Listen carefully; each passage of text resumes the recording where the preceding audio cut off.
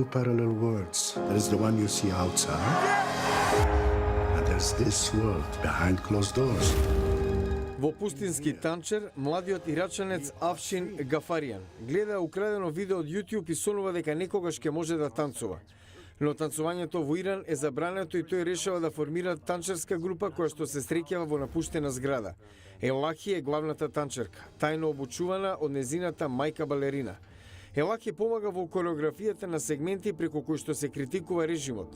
По долга и тешка подготовка, групата настапува пред малубројна публика во пустината, единственото место за кое тие веруваат дека е надвор од доменот на полицијата.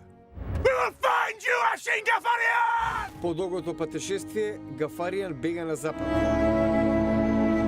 Пустински танчер е типична приказна за слободата на изразување против политичката тиранија. Актерите се обидуваат да ја представат длабоката болка и страдање на иранците под репресија.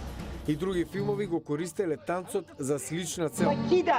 Еден од нив е Бели ноќи, драма од 1980-тите во кој советскиот танчер Николај Родченко, кого го игра познатиот балетан Михаил Баришников, планира бегство. Друг пример е Отпочнете револуција, каде група сиромашни млади американци го користат танцот како форма на протест против урбани планери кои не работат во интерес на заедницата. Дали танцот е посилен од зборовите?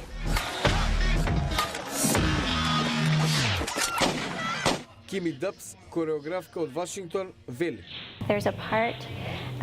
Елемент од танцот директно се обраќа на емоциите, допира до подсвеста и мислам дека се додека има намера за движењата, танцот ќе комуницира. А тоа сигурно е случај со пустинскиот танчер.